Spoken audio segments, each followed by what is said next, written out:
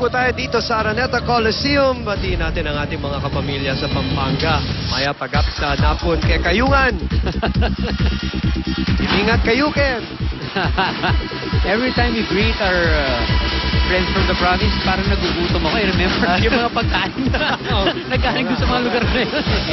Tayo lang naman nagbibigay pugay kasamang iyan dahil talagang pinagtsatsagaan nila yung pagpapanood ng volleyball all throughout this season, and it's culminating in this final series. Remember the friends that we met who came all the way from Iloilo ba? Yes, Iloilo. To watch the game and had to fly in today and fly back home the following day. USTNU and Ateneo LaSalle. And LaSalle now feeling it. Reyes again attacking from the middle. Guess what? Yes.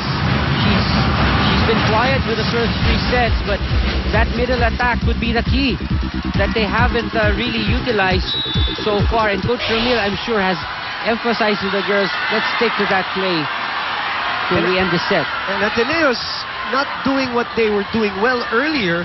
The quick plays, the faster plays, the power tips, the combination plays. Ito, puro ganito na lang. Widow plays na nangyari. De Basilio miss hit. Good block though from Gretchen. And De Basilio saying sorry to the bench, to the coaching staff. What a swing here in this game. You just don't know what's going to happen. Ziervasio back on deck. Serving. Nawala ng konting sting. Nawala. Konting sting. And look at that. Nika Reyes again here in the 4th set. And it is Reyes putting points on the board for De La Salle with those quick plays. And the blockers of Ateneo really late in reacting. And now the crowd gets into it, gets behind her, at least the La Salle side of things, as she has come alive here in set number 4. The lead is 3 for DLSU. Kainglet finds a spot and stops the bleeding for the ladies in blue. That's right, they cannot let La Salle really pull away. Nika Reyes, 4 points here in the set, 13 all in all, very quiet, 13 also, making noise only here in set number 4 as Gretchen Ho back on deck. Abby asking for it, but they give it to De Basilio. Ho was there, but she couldn't control it. You saw it, Boom. She was right there. She was in step with the ball. It was just she didn't have the right angle on the arm to get that ball flying back to Jem Ferrer. See, pakabila yung tapo ng bola. Kim Fajardo back serving. She's a good server. Great reception, though. Valdez was there. Did you see Valdez fly up to that hit? Out of nowhere, she just gave it to the fixture in that middle area for that attack. Pasalamatan din natin lahat ng mga online, social media, and making us trend for the last 2.5 hours already here on Twitter. Abby asking for it. Yeah, but she does not put it away. Overreaching. That's a violation. Overreaching. Coach Ramil didn't like that. That's crucial. A bit too aggressive. No complaints from Abby. She knew the minute that she had her hand over the net, tatawagan na siya ng referee. Fajibar Obar Sasaya. 18 serving 19. Kumabaw. Asking for a check ball. No. Ateneo's back in it. And Coach Ramil is pleading with the referees here. I don't know if there was really a touch. Well, let's look at it. I don't want you being curious, Doc. I want to satisfy your curiosity. Let's see. Stop. That's a tough angle.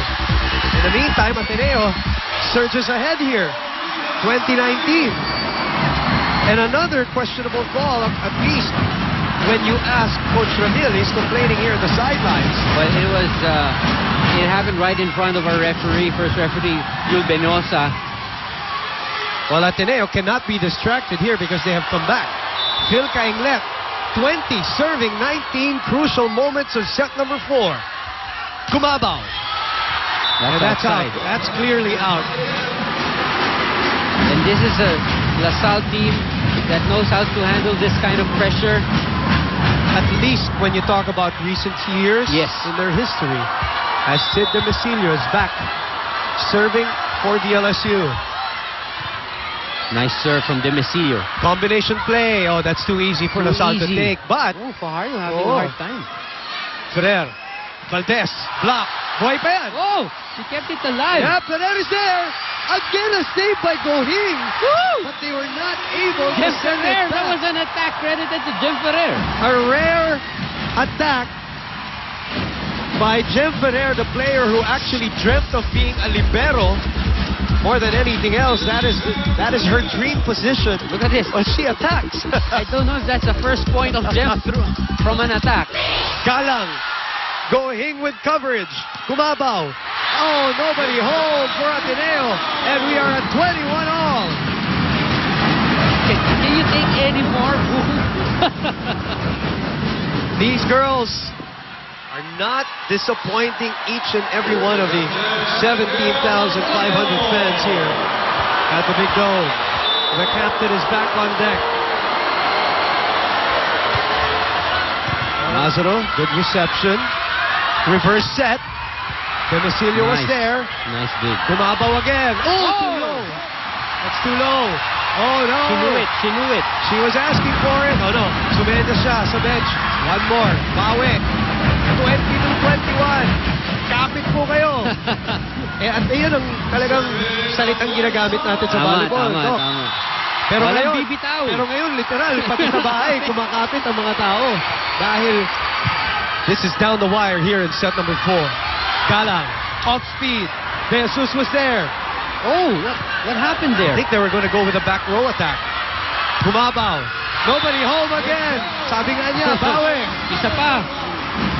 And that was really Ateneo's fault right there because it came from a Look at free that. ball. They could have set up a good combination attack, no? Pero binawian sila ni... She looked for a spot. You know, that was the spot that was very open in that second round Game. matchup, remember? Yung likod. Back zones. 22 all.